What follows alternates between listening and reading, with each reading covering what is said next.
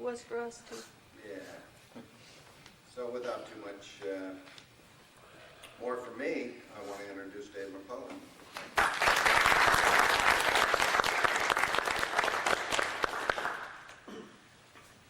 Buzz actually found the car for us. It was here in this area, and Buzz went out and drove the car, compared it with his own 95 ZR1, and sent the word back that it was, it was a good car, it was a fine car. And so we wrote him a check for $44,500, sent it off to California, and we were the proud owners of a new Corvette, which that was St. Patrick's Day of this year, and we didn't see the car, March 17th I think it is, and we didn't see the car until 1st of May at Bowling Green. 3rd of May. 3rd of May, yeah. Because Jim Van Dorn didn't show up with it until, there's Jim. We didn't test drive it too much. There were a lot of miles on it after My daughter can now drive a stick, though. You didn't get that warning, right? yeah. It was a thrill picking up a green ZR1 on St. Patrick's Day. I thought of that. That's great. I like that. What I want to do this afternoon, I'm going to end up giving you insight into how the C5 really came about. C5 started in about 1990, and we started the C5, we didn't even call it C5 at the time, but we started the next generation Corvette as an outgrowth of the CR1 program. We had just finished that program. We had talent left over that we needed to get refocused into the Corvette in some new area from where they were, and so starting the conceptualization of the next generation Corvette was what that was all about. Now, in order to do that, I need to take you back to the '84 Corvette and tell you some things that went on there, which will then help make better sense out of the C5 program. And I'm also going to show you some simple equations and models of vibrating systems, because that's really what this subject is all about. The cars operate in a dynamic world, an inertial world. We typically don't see the dynamics of vehicles very much, because when vehicles behave dynamically and behave wrong, they break. So they don't stay that way very long. Probably the best example of a system that you've seen vibrating is the Tacoma Narrow Bridge. It was driven by wind forces, and it got to galloping. In fact, they call it galloping dirty. It got to galloping, but there you can see, if you have a picture, having ever seen the movies of that, you can just see how dynamic systems vibrate. That's obviously a very low frequency system. The structural parts of cars tend to be higher frequency. They're harder to see, and in fact, the story I'm going to tell on Monday night is the earlier history of vehicle structural dynamics and how that revolutionized in 2 stages the automobile. But I'll leave that for Monday night's discussion. So I'm going to use the overhead projector, and I think everybody can hear me okay. If you can't, please holler. And then when I'm through, I'll open it up to any questions you might have about anything to do with Corvettes.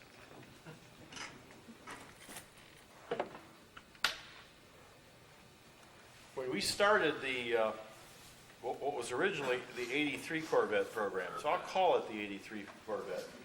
We designed the structure in conjunction with research labs. They had an optimization routine that they had worked out, and we looked at the structural requirements of the car. And you can see here 2 major side rails. You can see a front cross member.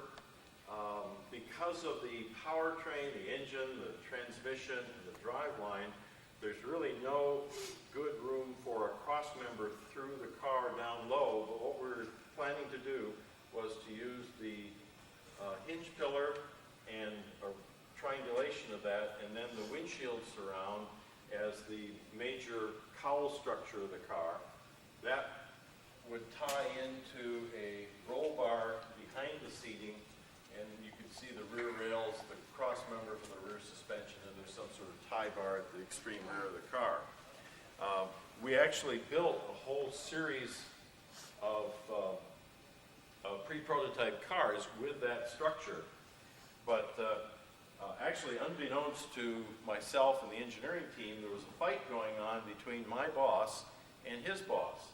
And it was Paul King, who was the head of all passenger car engineering, and Lloyd Royce, who actually is the real father of the LT5 engine program. He was the general manager of Chevrolet at that time. Lloyd wanted the car to be a Targa roof. Paul agreed with us that the car should be a T-top construction in order to maximize the structural efficiency of the design. What we were trying to do here was this structure has to tie the front and rear suspension together at a frequency above wheel hop. Wheel hop on a Corvette is about 14 hertz or 14 cycles per second. And with a structure that has the tie across the top, we could get the first torsion mode, which is the critical one here, above wheel hop, as well as the first beaming mode above wheel hop. What actually occurred as a result of Lloyd being the winner in that argument was we at the last moment, we're forced to change the design to what you finally see as the design for the '84 Corvette. Thank you. Targa top. The top is removable. We bolted it in, and honestly, we bolted it in because we needed that structural stiffness, that integrity, with the roof on to keep that torsion mode above wheel hop. And we added some section to the lower rail to help strengthen it, but still, as a top removed vehicle or later as a convertible, that first torsion mode was actually below wheel hop, where we didn't want it to be. Now,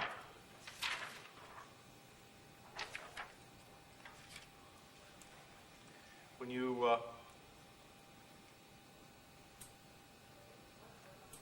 look at what's going on here, and I'm going to make a simplified model of the automobile, you have the car going over some sort of a road surface. You have the mass of the wheels, the rear and the front. You have the spring in the suspension, and you have the damping that's associated with the suspension, the dampers, up to a body. Now, there is no damping between the wheel and the road. There's no way to do that. And the mode of the wheel on the road, wheel hop as it's called, is about 10 to 14 hertz. In a Corvette, it's at the high end at about 14 hertz. The only way you can damp that mode or control it is to damp it back to the body. And the problem here is that if you've got a body that has a major structural resonance in that frequency range, you now make your damping less effective, and in fact you can make it ineffective. But vehicles with that first torsion mode below wheel hop are characteristic of convertibles and pickup trucks today. It used to be characteristic of all cars, but that's about the only cars today that are like that. If you look at increasing frequency, I'll put 1 hertz on here, I'll put 10 hertz on here. What I'm talking about is that the major ride frequency motions, no, don't keep moving it there. Get it high. The major ride frequency motions occur down here around 1 hertz, and that's because the suspension is acting as a filter, and the human body cannot stand motion at frequencies much below a hertz, and that's the seasickness motion that you get on shipboard. Up around 3 to 4 hertz, the internal organs of the body start to vibrate, and if you're exposed to continual high amplitude vibration in that frequency range, it'll tear your organs loose. And that's what has historically happened to motorcyclists and truck drivers that used to wear kidney belts. They were just simply trying to keep their internal organs together and not have them sag and rip apart as a result of these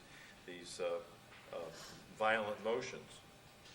So there's a no man's land below, there's a no man's land above, and that's primarily because of the requirements of the human body.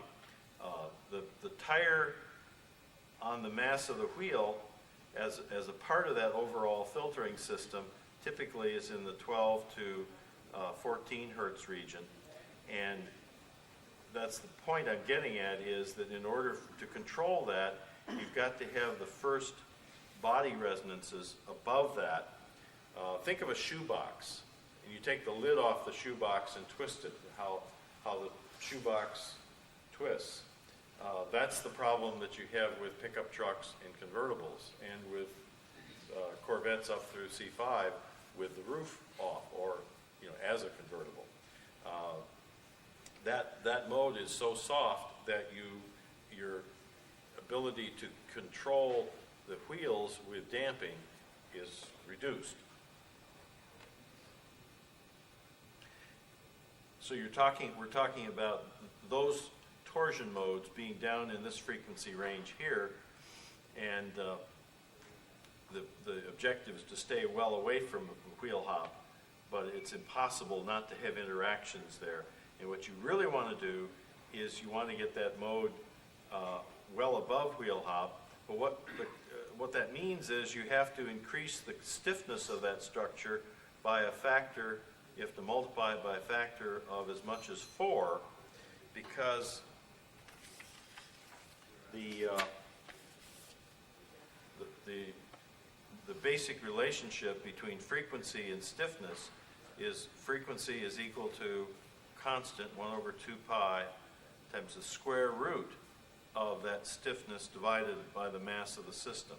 So if you want to double the frequency, because the k is inside the square root sign, you have to multiply this by a factor of 4. To increase the stiffness of a Corvette frame structure by a factor of 4, you'd have to make it 4 times as stiff, or 4 times as thick, 4 times as heavy. That all cascades. And that primary lower structure weighs in the order of 200 pounds. So you're to simply use the structure you've got and to raise it by a factor of 4, you're going to have a structure that weighs 800 pounds, increasing it about plus 600 pounds there. And we didn't consider that to be an acceptable compromise. When we came off the ZR1 program,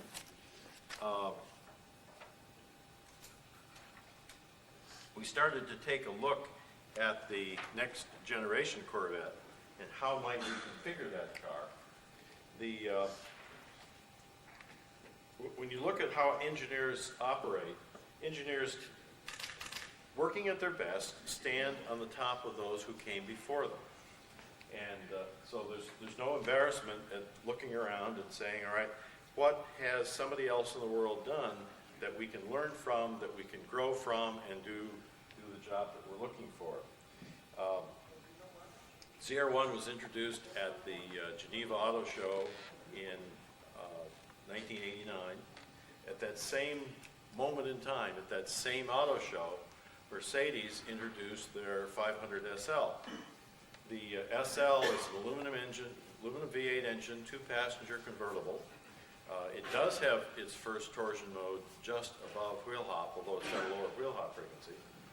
But the car weighs 4,100 pounds. Actually weighed 4,127 pounds. I'll never forget that. At curb. So here you are with a Corvette at 3,400 pounds. Here is Mercedes-Benz solution to that same problem at 4,127 pounds. So there's 727 pounds that is fundamentally in that car as ironmongery. Putting structure underneath the floor, using heavy steel to raise the frequency of the car as we're talking about. That was not, to us, an acceptable solution. We spent a lot of time with the Lotus guys, of course, on the LT5 engine program. They also do backbone cars. And so we commissioned a study by the Lotus guys to look at, what would you do if this were your car? And they came back with the recommendation that we do the car with a backbone. But they had no solution to the problem of what do you do about the powertrain that has to run through the middle of the car, contiguous with the backbone. So without having a solution at that point to the problem, we basically said to ourselves, there are certain things that are given about a Corvette. The V8 engine, that it's 2 passengers, that it's going to have convertible versions, that it has to meet very high performance standards, it has to be at reasonable cost. That was the circle that we were going to work our way around. And in fact, as we worked our way around this circle, one of the things we came to the conclusion on was that let's see if I can focus this a little sharper. There. There was development work going on the Chevrolet small block that had started as a result of our embarrassing the engine group with the LT5 engine program. Interesting. They came back to us and said, well, we could have done that. You didn't need to go to Lotus to do that. And we said, fine. Go to work on your small block engine and tell us what you can do there. The first output of that program was the 1982 LT1 engine at 300 horsepower, later as an LT4 at 330 horsepower. But through that development program, they learned a huge amount about what they could do to the pushrod small block in order to increase its power and torque output.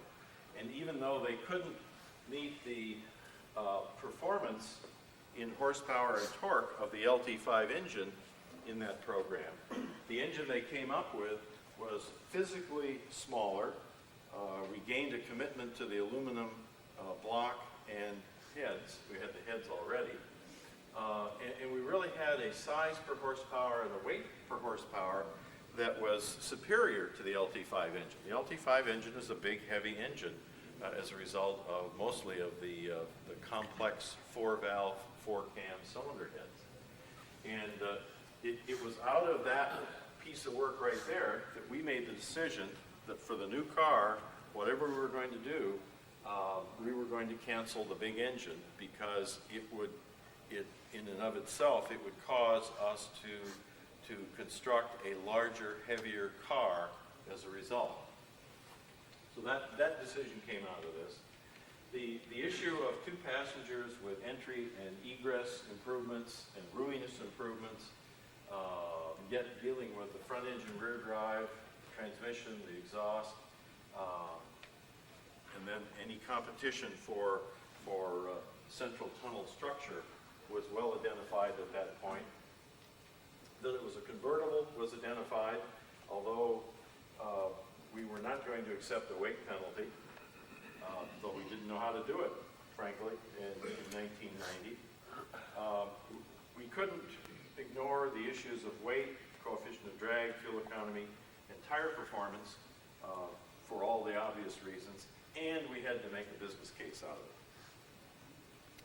General Motors had been losing money for several years, and there was no way any car program was going to move forward unless you could make a positive business case that the money spent on the program would give the corporation a positive return on its investment. That, you can't throw good money after bad and get away with it very long. They had been doing that. They frankly had learned their lesson. So,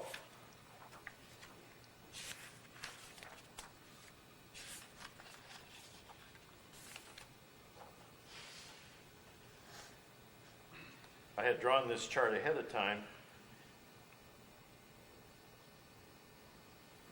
I'll use it again to illustrate a couple of points. The Corvette Indy, which was done by Lotus as a V8 mid-engine car, actually used this layout here. Front is this way.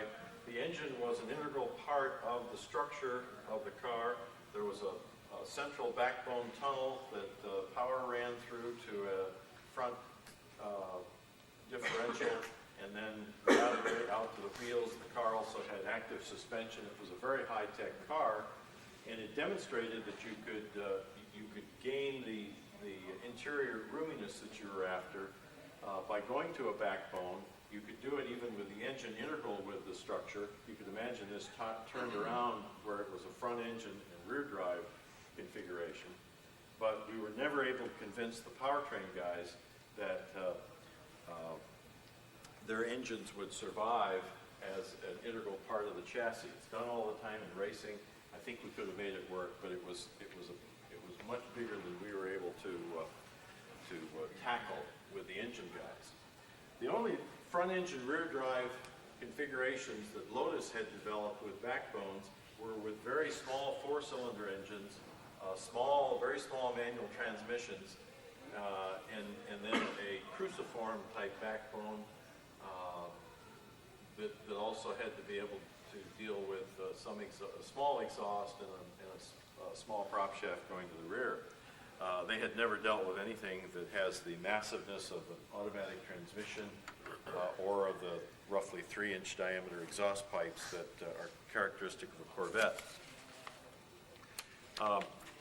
One of the potential solutions that we looked at was to move the automatic transmission, which is the dominant design problem, from the front to the rear. And we did some studies on that. With an increased wheelbase, you could do that. And Styling had been working on designing Corvettes with the wheels at the corner using an increased wheelbase. The C4 has a wheelbase of 96 inches. They had taken it out to 101 inches with the Stingray 3, which is that purple convertible front engine rear drive styling car that was done here on the West Coast. In order to make that work, we would have to go out to about 105 inches in order to have the automatic transmission and then the final drive. And that's a layout not too much, not dissimilar from the layout that Porsche has used on the 944s and the 928s, although they did it somewhat differently, and their engine layout was quite different than ours. The problem with that layout, problem with moving the automatic transmission, was that it's a good news, bad news story. It's technically feasible, but when you come back to the circular diagram, pull that off.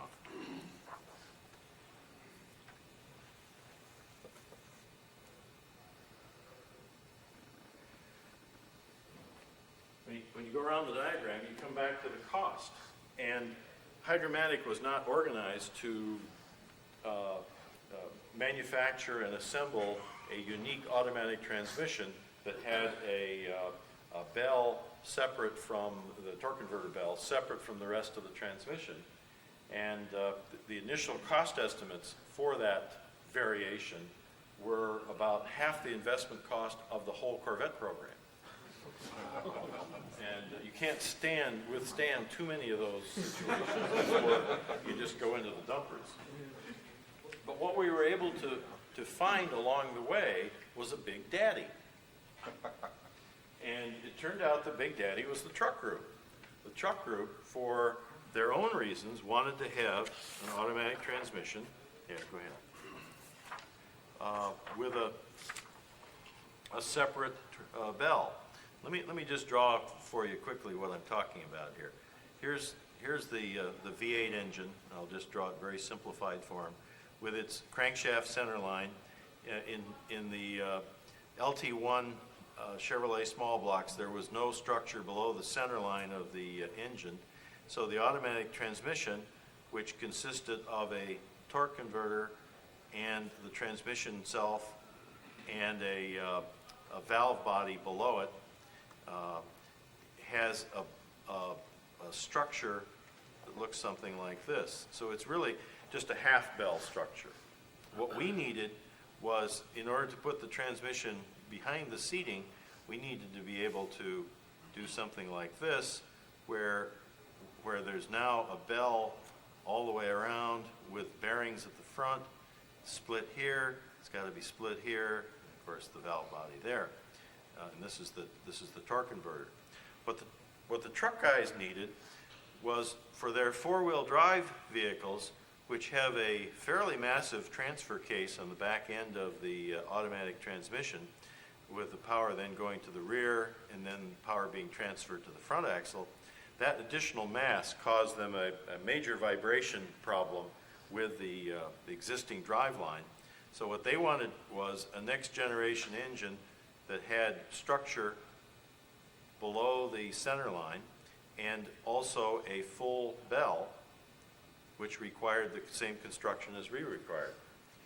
Now, if you look at the T800 full-size trucks in their four-wheel drive version that are being delivered right now as 99 models, guess what you see? You see that same bell construction that we required, and they turned out to be the big daddy. And the way the game works is they're going to build 250,000 trucks. We're going to build 25,000 Corvettes, so they get 90% of the tool bill. We get 10% of the tool bill. We win. And I will tell you, that's very characteristic of how the Corvette operates. Now put that one back, if you have it there. It's right there. The Corvette program operating at its best, and none of us like to hear this because it suggests that the Corvette itself is derived from other things, but in fact it is. When you look at the cost model, the game, when we play it at its best, is we take components from other products and use them on the Corvette. When we did the LT5 engine, we had no way to do that. So we wound up with an engine that cost literally as much as the car. And that really doesn't fit the model of what we were trying to do with what later became the C5 program. We were trying to find components that we could share with others. Now, the other way to look at that is we sometimes, as with the LS1 engine program, we drove the whole program from the Corvette. The truck guys turned out to be the beneficiaries in a very large way of the development work that went into the small block. So they now have a whole new family of small block derived truck motors, iron and aluminum motors, motors up to about 400 cubic inches displacement with multi-point fuel injection that, whether they like to say it or not, come as a result of the work that was done for the Corvette. So it works both ways.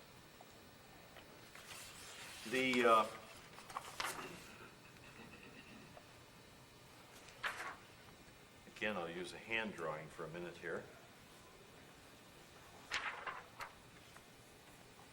So the layout that we analyzed looks basically like this in plan view, with the engine at the front, a front two-rail design, through the passenger compartment a three-rail design, and then in the rear a two-rail design. The drive line through the middle with the torque converter, the automatic transmission, the final drive at the rear, and the exhaust system also running down the center tunnel. As we started to mock all this up, it became evident to our body engineer that the requirements for this outer rail were fairly continuous all the way through, and she took on the assignment of turning this into one continuous outer rail, which you see today when you look at the structure of the car. It starts as a 6-inch round tube, it gets squared, and then it gets formed into the detailed shape of the rail, and it's an overall piece of steel tubing about 15 feet long. The key to making all this work was not just the center backbone, it was getting these transition structures to work, because they're key to transferring the torsion stiffness from these front rails into the center backbone and then out again. And that turned out to be a very major design analysis project using analytical modeling. And I must say that the guys did a marvelous job of designing what originally were intended to be essentially origami shapes. You know, how do you take steel sheet and fold it into forms that will give you these structural elements, weld them together. Now the final design has a lot more stamping to it than that, but that's where we started with. And then the last piece I will share with you is that when we got all this mocked up and showed it to Chevrolet, we had run out of time and energy almost to take the next step, and we just put the gas tank up above the load floor in the rear. And the Chevy guys, to their credit, said, that's not good enough. You can't have the gas tank above the load floor. We need to be able to get those 2 sets of Callaway golf clubs in there. Reeves Callaway is sitting in the back of the room, what can I say? So the guys found 2 little triangulated shapes behind the seats and within the structure that added up to a total capacity of about 24 gallons. There's some air in that, so the usable capacity of fuel is more like 20 gallons. And they figured out how to tie the 2 together, which is no small task. And that was the program at about the time I retired. And I felt good that we had taken the program that far. We had a solution to the whole issue of how do you get structural integrity into the car as a convertible. We had not weighed the structure yet, but there was no extraordinary amount of ironmongering that went into it. So the program that Dave Hill is going to talk about next in here is taking this conceptual design, which was actually, it was one of the last things done in Chevrolet R&D before it all disappeared in the next round of reorganizations that went on. The same Chevy R&D that had done the 1953 Corvette, which is amazing. They did the 53 Corvette in a physically different location. They were still at the General Motors building in downtown Detroit. They didn't move out to the Tech Center until '55, but it was that same hallowed piece of Chevy R&D that produced the C5 structural car.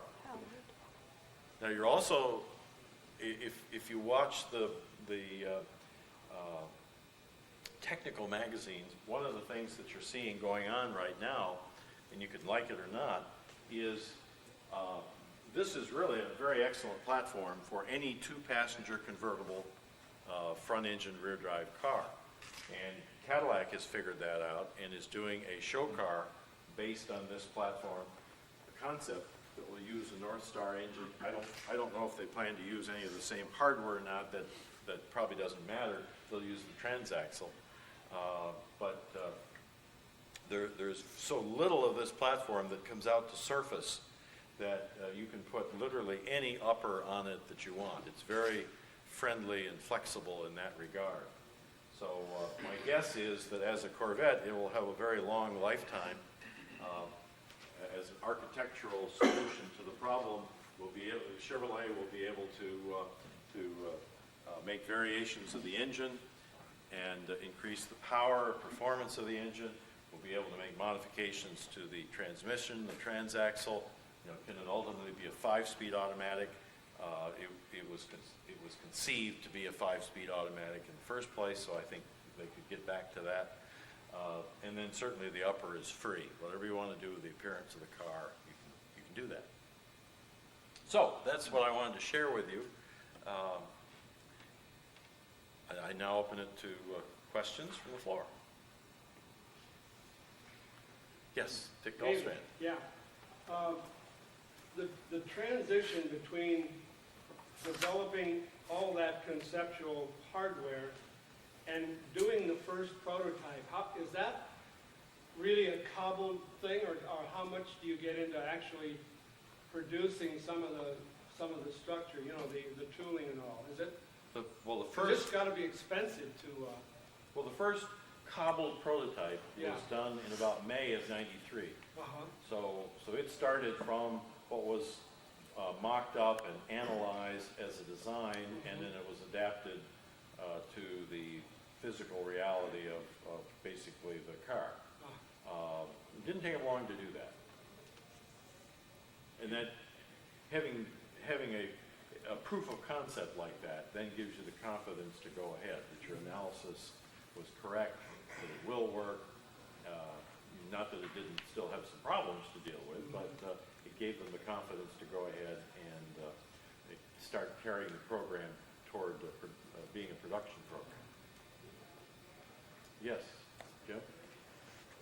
When did hydroframe or hydroformed rails come in, and what was your part of that? Jerry Fenderson did that. I had personally nothing to do with it, other than saying, yep, Jerry, that's a great idea, go for it.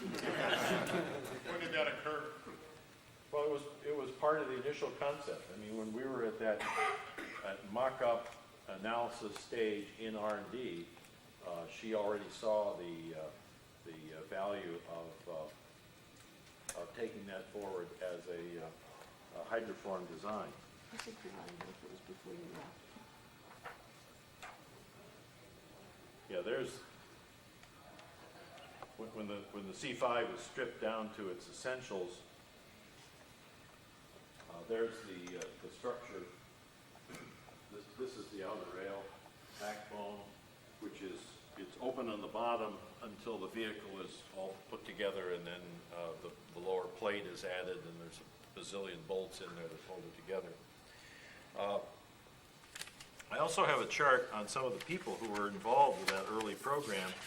I mentioned Jerry Fenderson. I didn't put her name on here because she was the Corvette body engineer at the time, working out in the production area. Jerry is a black female, 45 years old, brilliant engineer, and was for several years our body engineer in the Corvette, and then she moved on to GM of Canada. She's now back as one of the principal engineers in the small car group. Here we have the list of guys who were directly responsible for developing this structure concept in Chevrolet R&D. It was done under the direction of guidance of Doug Robinson, who was the development manager for the ZR1 program. The next two guys, Dick Balsley and Al Bodner. Dick Balsley did the Corvette Indy with design staff and Lotus. That's the mid-engine turbocharged V8 program with active suspension, and you can meet Dick at a number of Corvette events where they bring that car out for show. Al was involved with the original C4 powertrain concept a number of years ago, and in fact, those guys are still there in Chevy R&D.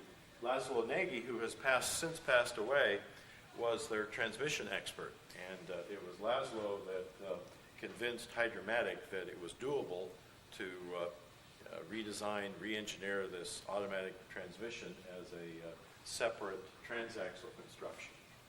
The design team was led by John Leon, who consisted of Mike McCain, Rick Marino, and Jack McLaughlin.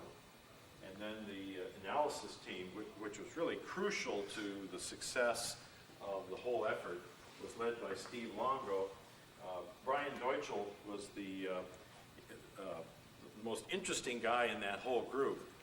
Brian is a young guy, very aggressive, very capable, and he understood everything that I described to you earlier about working in the frequency domain and having to separate the structural modes from wheel hop. And he was he was tenacious in not letting us slip away from that concept. Roger Brown and Mary Dona were also part of the team. Lori Decker is the wife of the chassis engineer on the original C4 program. Brian Decker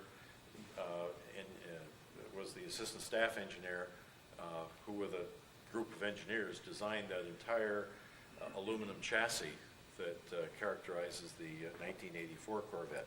But I just wanted you to see those names, and I do want to recognize these guys who tend to be unsung heroes on these programs because they do their work so early that we tend to know the guys who finished the program.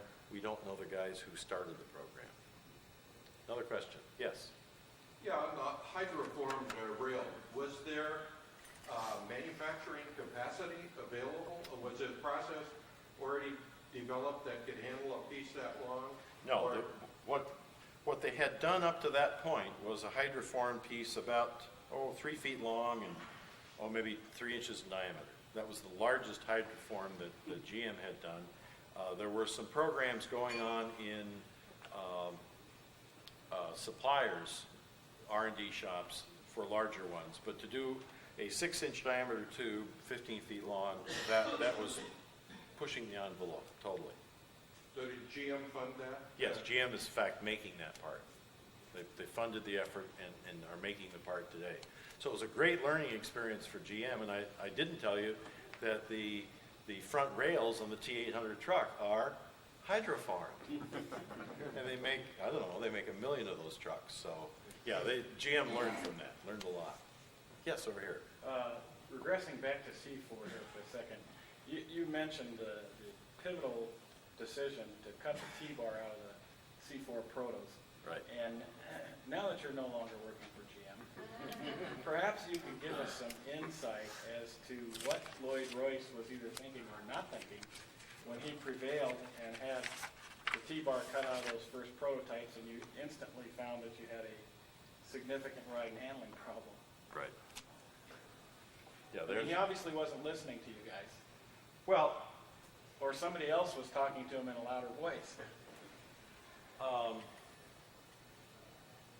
Today, the corporation doesn't seem to have high-level, product-capable guys like Lloyd. You know, I don't want to say anything very negative about Lloyd because he's also, and it's another story, he's the father of the LT5. Without Lloyd and his getting us the money and protecting us, there was no way we could have done that program, could not have done the ZR1 program. If we had to rely on Chevrolet, the general manager of Chevrolet was against the program, and he was mad at me and he was mad at Lloyd for forcing Chevrolet to do the ZR1 program.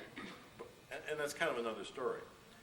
But I think Lloyd sensed a bigger picture. He didn't accept the idea that the Corvette would not ever be a convertible. And in fact, it was his decision that we do a convertible program 2 years later. So he had something in mind there that was different from what we had in mind. I mean, we had the most structurally efficient solution, and as engineers, we were happy with what we had done, and we could do that building up from what we knew conventionally. When we had to stop and regroup to do what I've shown you here, we would have had to stop and spend 3 years, as we did later on, sorting out how in fact do you do this job and get the first torsion mode above wheel hop, because we had no idea how to do it technically, and there were no precursors, there was no model that would tell us how to do that. Does that answer your question, Deb? Kind of, sort of. Okay, kind of, sort of. Another question. Okay? Oh, right here. Excuse me. Why did they decide to make the new C5 frame rails out of just regular mild steel with no heat treating as compared to the C4, all the railing is heat treated? You'd have to ask Dave. I can't tell you because I wasn't around late enough in the program to know that. And my second I question, suspect it comes from an analysis of the strains that are involved. We're dealing with two separate issues here. One is stiffness, which comes back to the shape of the material and the elastic modulus of the material. The other is the strength of the material, which comes from other properties. And if you don't need to use a high-strength steel, and you're using this steel section for stiffness already, and it's larger as a result of that stiffness requirement, that may mean that you can use the lower strength material. now that they've made them one piece end for end, Yeah. I've watched the video that they have for recommendations on sectioning. Can everybody hear him? No, there's some no's. I'll repeat it. Now that they've made the frame rail end for end one piece, Right. they have come out with a couple of videos on sectioning that for accident damage. Who comes up with the sectioning techniques? They've decided to cut the car and section it at repairable areas. Sure. In a way that it will always show. I mean, it actually looks like what I would consider to be a botched seam. You need to ask Dave about that. Yeah. I'm not going to get into how they section the car and do repairs on it. Yes, back here. What was the stiffness of the C4 with the top in place? Wheel hop at about 14, first torsion at 18 and a half, 19, bending, first bending just above that, And then what was it like with the top off? 13 hertz, just below wheel hop. Is Trucks, pickup trucks are down around 6 to 8 hertz. Is there a difference in the Yes. number with the glass roof versus, I mean, the transparent roof versus the? No, there's no difference between the two roofs. Yes, over here. Can you talk a little bit about the choice of engine configuration in the C5 is being talked about, whether to go multi-cam or one cam, 4 valves, 2 valves, size of engine, those kinds of things. Some of the discussions about which way to go. The question is, can I talk about, in the C5 program, how the engine design might go with 4 valves, 4 cams, Or decision supercharging, turbocharging? Dave Hill is just standing outside the door.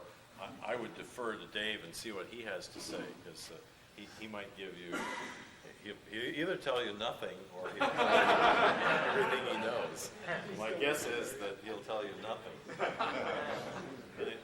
And a good criteria, and I'll address this back to you, Hip, is if Chevrolet ain't talking, they've probably got something going.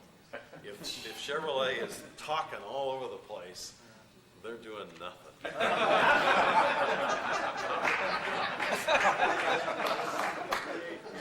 So when they shut up, you know there's something going on. That's the only criteria you need. One more question, over here. Well, along that line, I just wondered, since you were at the beginning of the program, maybe, and you don't work there anymore, maybe you could give us a peek. They pay me to stay home, as a matter of fact. That way. Just give us a peek at what the corporate edict is, the politics of, do they tell you to make the best damn sports car in the world, or do they give you a budget and say, you're out of here if you don't meet that budget? Or what are the limits that come down from above? And are the doors open to go back and make a case for things like engine and transaxle? I would say, looking back over my period, my tenure as Corvette chief engineer, which is 17 years long, so I got to see a lot of stuff going on there. There is virtually nothing that they tell you to do. Management, with few exceptions, and I'll give you a couple of exceptions, hasn't the foggiest notion what to do with a Corvette. So they really leave it to engineering. And that's the way I treated it. I was happy to do it that way. The two exceptions were Lloyd Royce had come back from Buick and was now the engineering director at Chevrolet, or the general manager. I can't remember which at that moment. and he asked me to put one of those CRTs in the Corvette, and I ignored him. I just flat ignored it, and it never happened. And it was a dumb idea in the Buick, and it would have been an even dumber idea in the Corvette at that time. You know, a monochromatic CRT that all it could do was replace your heater control and your radio control. That's all they knew to do it. They didn't have all the mapping and stuff that you could do on a flat screen today. The other one that Lloyd gave us, we had been working on turbocharging the Corvette, small block motor, and that was a program that ultimately led to the work that Reeves did with his twin turbo Corvettes. It was Lloyd's decision that when we showed all that stuff to him that turbocharging was not the high-tech solution that he was looking for, and he asked us to do a 4-valve, 4-cam V8 motor. And the chief engine engineer at the time, Russ G., started whining at Lloyd about he had too much work to do, which he really did. And he had all the engines that were part of Chevrolet Pontiac Canada Group at that time, and all the emission certification. He just had way too much work to do. Lloyd wouldn't hear any of it. He told Russ, get on an airplane and go find somebody to do the engine if you can't do it yourself. So he went to a number of places, including Lotus in England and Porsche in Germany, and ultimately the decision was made to put the Corvette motor with Lotus, and I see one of the Lotus principals in the back of the room here. And that was the gestation of that program. So the long-winded answer, I don't know how to give short answers. Was that budget driven? Was it that new, the LT5 development? Absolutely not. It was Lotus blew the budget so many times. Every time the engine engineer had to go back to Lloyd for a budget increase, you know, it was planned to be 20 million, and then it was 40 million, and it came out at about 80 million. Lloyd choked and told him to keep on going, and he protected us from all the naysayers and the shooters that would have killed the program in an instant. Lloyd hadn't have been there, that program would never have happened, period. So it works both ways, but it is the Corvette is a wonderful opportunity for the engineers and the designers, the stylists, and the marketing people to work together to figure bottom up based on what you guys would like to see and what we know is technically feasible. What's the best Corvette sports car you can put together? Great job. Okay, thank you.